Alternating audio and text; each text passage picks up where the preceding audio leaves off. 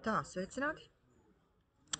Šodienas lekcija vēlos vispirms tomēr izskaidrot mazliet sīkāk par spektru gludināšanu. Tas, ko mēs darījām praktiski klasē pagājušo nedēļu, bet man liekas nepieciešams bišķiņ labāk skaidrojums. Un otrkārt parunāsim par to, kā spektrāli analizēt divas laikrīņas, kas ir divu laikrīņu šķērspektrs un koherence. Tātad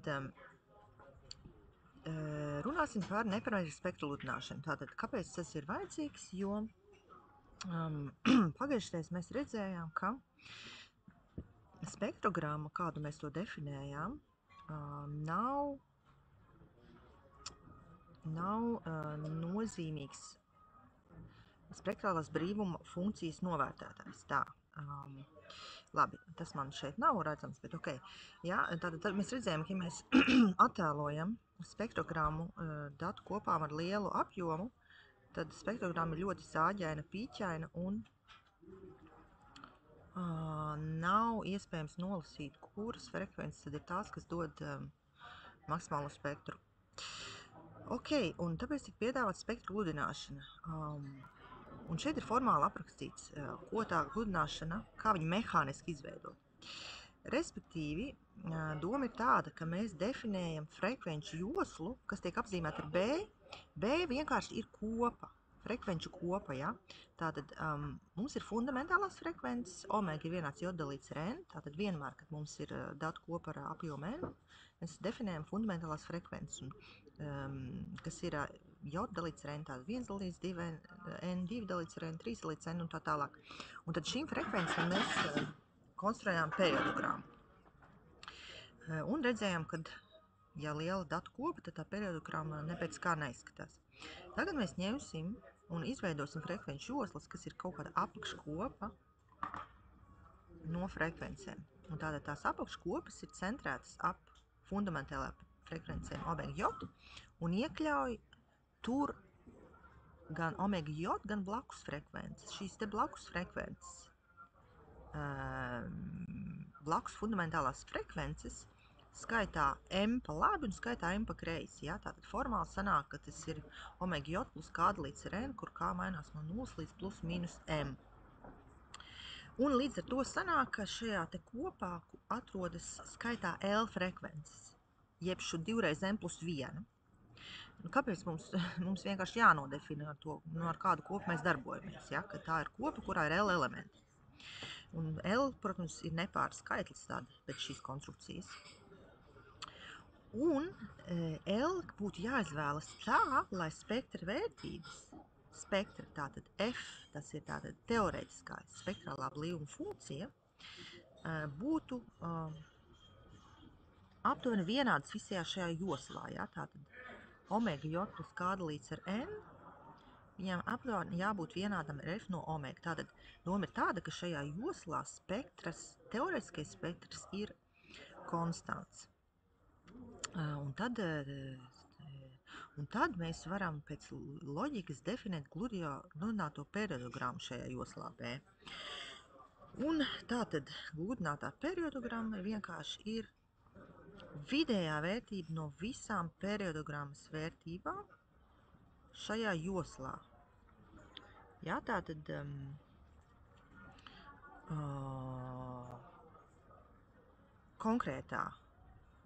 konkrētai frekvencei omega mēs iegūsim gludināto vērtību kā vidējo no omega J un plus mīnus, ja tās M vērtības pa labi pa kreisi. Tātad, citiem vārdiem sakot, vidējais pa tādu joslu frekvenču, kam ir platums L. Tātad tā ir gludinātā periodogramma. Un tātad šim ir loģika. Tad, ja tās frekvenču joslas ir izvēlētas tā, lai mums būtu svarīgi, ja, konstants šeit, aptuveni, ja, konstants, tādā gadījumā mēs šeit nekādu informāciju nepazaudējam. Ok, un kāpēc tas mums ir vajadzīgs? To es tā labi, man liekas, neizskaidroju praktiskajā nodarbībā. Kāpēc mēs to darām? Jo var pamatot, ka šāds te gludinātājs spektrogrammai viņai ir spēkā labs robežu sadalījums. Respektīvi, ja mēs pareizināsim gludināto spektrogrammu ar 2x-L un izdalīsim ar teorētisko spektrālo blīvumu funkciju, tad pēc sadalījuma tas mums tieksies Hi kvadrātā sadalījuma ar brīvas pakāpēm skaitā 2x-L. Un no šīs te izteiksmes mēs varam redzēt tādu lietu, ka matemātiskā cerība gludinātajai periodogrammai ir aptuveni vienāda ar spektrālo blīvumu funkciju, un dispersija ir aptuveni vienāda ar spektrālo blīvumu funkciju dalīts ar L. Tātad, ja mums ir tāda situācija, tad šeit mēs redzam, ka novērtētājs ir nenovirzīts, pirmā labā īpašība, un šeit mēs redzam, ka tas ir būtisks novērtētājs. Respektīvi, ja mums L tiecās uz bezgalību, tad dispersija samazinās. Ja? Nevis atcerieties, ka periodogrammā dispersija bija f kvadrātā omega. Tātad šeit gludinātajai periodogrammai tas ir f kvadrātā omega dalīts ar L. Tātad, ja mums ir pietiekoši liels n, ja mums aug n, tad mums arī dabīgi augs joslas platums L, un mēs iegūsim būtisku spektra novērtētāju. Nu, kā jūs varat redzēt, ka šāds te mums sanāk iznākums? Pirmām kārtām jāatcerās, ka Hi kvadrātā sadalījumam vidējā vērtība ir vienāda ar brīvas pakāpēm. Jā, tātad 2L, un tātad, ja mums ir 2L reiz F, matemātiskā cerība ir vienāda ar 2L, tad acīm redzot, matemātiskā cerība F omega ir spektrālā blīvuma funkcija. Jo mums ir šis te objekts, kas mums kļūst par video vērtību. Nu, un arī dispersija ir līdzīga pēc Hi kvadrātā sadalījuma īpašībām.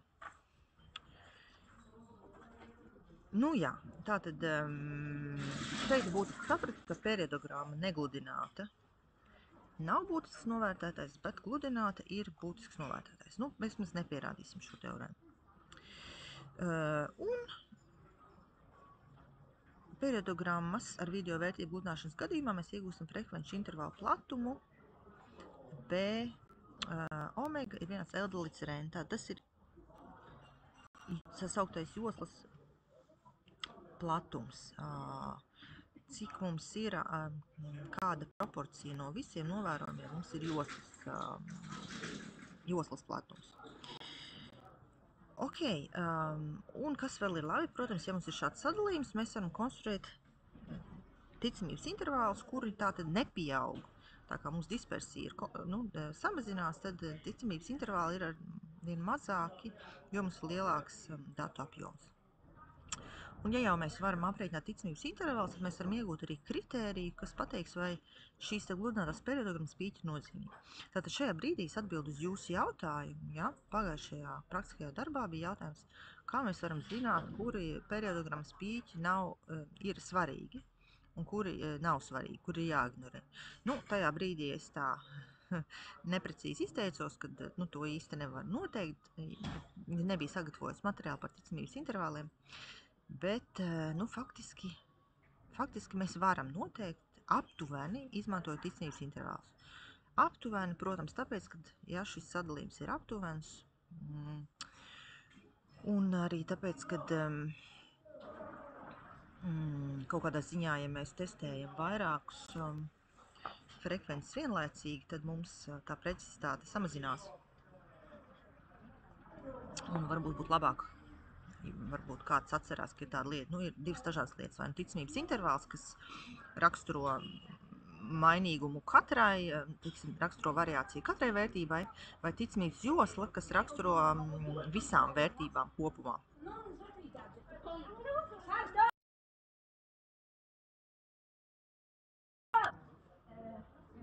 Tā, nu lūk.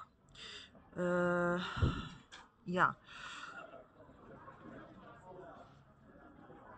Bet, nu labi, mums ir pagaidām ticamības intervāli, mēs viņus aptuveni varam izmantot, lai kaut ko pateikt par to gludināto periodogrammu.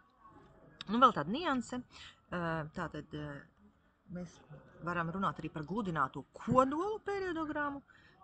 Tādā gadījumā, ja mēs gludinām tās frekvenču, katrā frekvences vērtībā periodogrammu I, tagad mēs gludinām nevis ar vienādi, reiķinam kā video vērtību, bet ņemam HK kā svarus.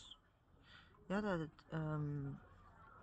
mēs ņemam svērto vidējo no visām tām periodogrammas vērtībām, kur svarus mēs varam izvēlēties, kā nu mēs gribam, bet tā, lai viņi summēs uz 1. Ja? Tad mēs dabūsim svērto vidējo. Un tādi svari, kas summēs uz 1, tos sauc arī par kodoliem. Protams, ka vidējā vērtība ar vienādiem svariem 1 dalīts ar L arī būs šādi svari arī var būt, bet tad viņas nesauc par kodoliem. Jā, kodoliem ir tātad divas lietas, ja, svarīgas. Pirmkārt, viņi visi ir nenegatīvi šie svari, otrkārt, svari HK ir vienāds ar H mīnus K, tā, lai mums tā svaru funkcija būtu simetriska ap 0 un summējās uz 1, lai mēs iegūtu to,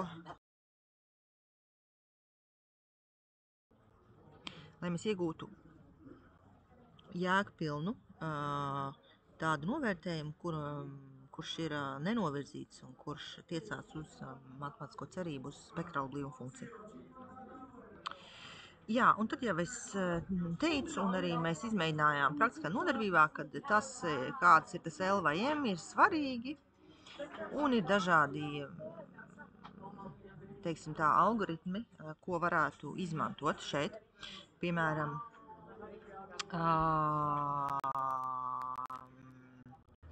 ja, kā izvēlēties L un M. Tātad, ja mēs paņemsim mazāku L vai M vērtību, maziņu, tad mums joslas platums būs maziņš un tā gludināšana nebūs tik spēcīga. Un ar tādu metodi mēs varbūt viegli identificēsim pašus lielākos pīķus, tad lielākās periodogrammas vērtības, bet principā visticamāk mums tur būs daudz pīķi, tā joprojām būs negluda tā periodogramma.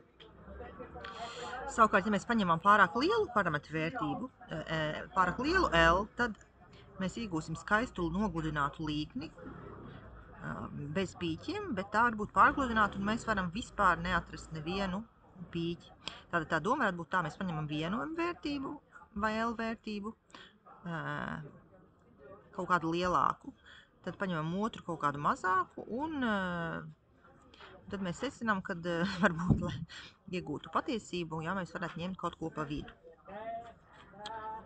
Vai arī vēl viens algoritms, jā, tātad bija šis te Chatfields, kas saka, ka paņemam vispirms M ir vienāds kvadrātsakne no N, un vēl divas vērtības. M ir 2 kvadrātsakne, M ir 0,5 kvadrātsakne no N.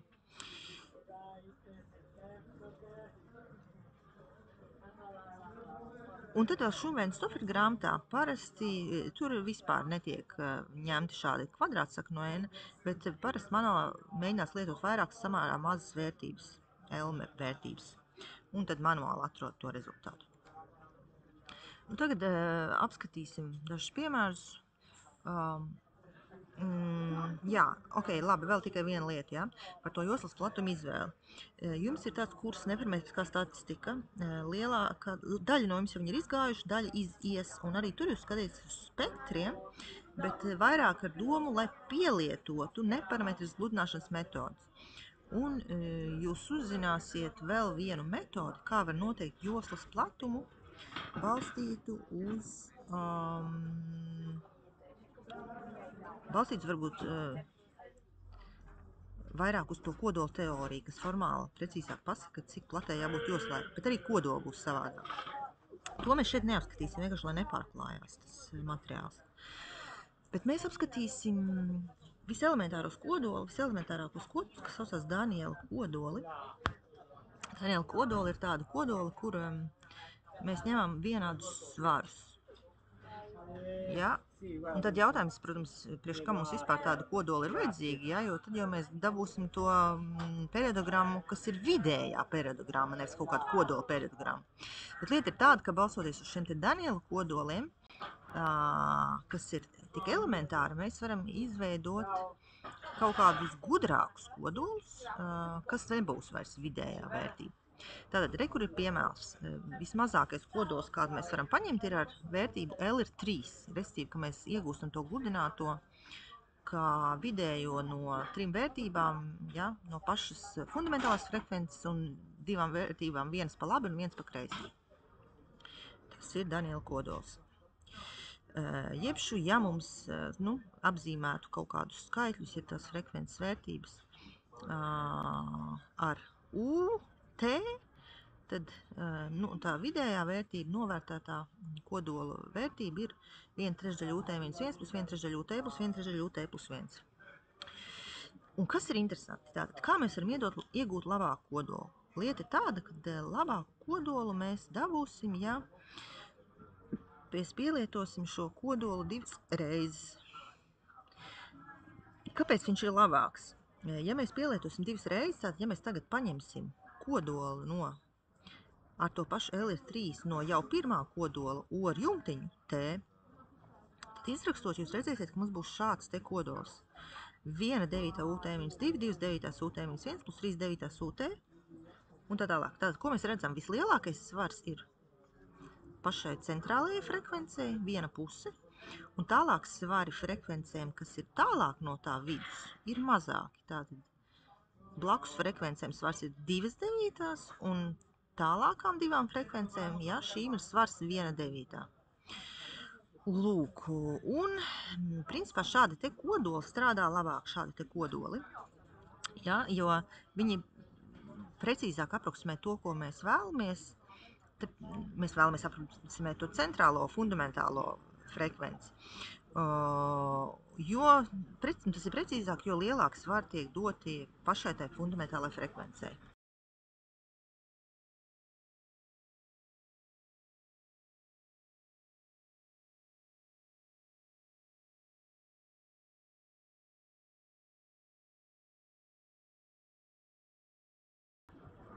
Vēl viena lieta, par ko mēs nepadomājām, par ko mēs nepadomājām praktiskajā nodarbībā. Tagad, ja sākotnējam tam kodolam L ir 3, tad, ja mēs pielietojam to Daniela kodolu 2 reizes, tad L ir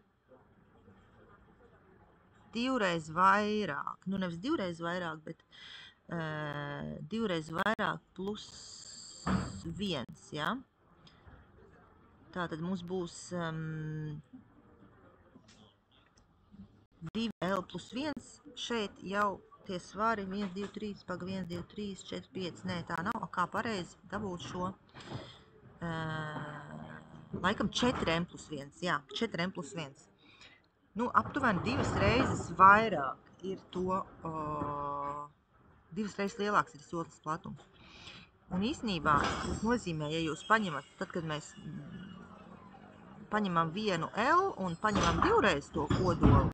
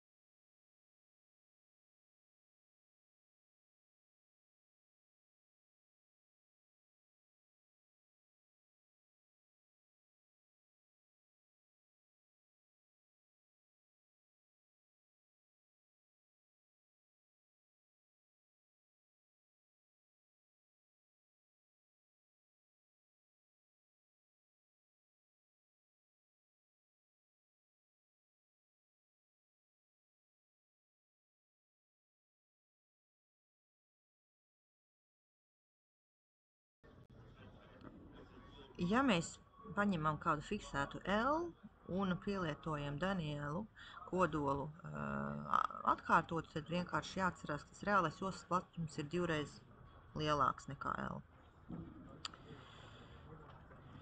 Tad vēl mēs runājam, ka ir tāds modificētais Daniela kodols, kas vēl pirmam pēdējiem elementam piešķir pusi no pāriem svariem. Tas gan neko šausmīgi daudz nemaina, manuprāt, būtiskāk ir tā atkārtotā Daniela kodola pielietošana. Bet arī šos te var pielietot atkārtoti.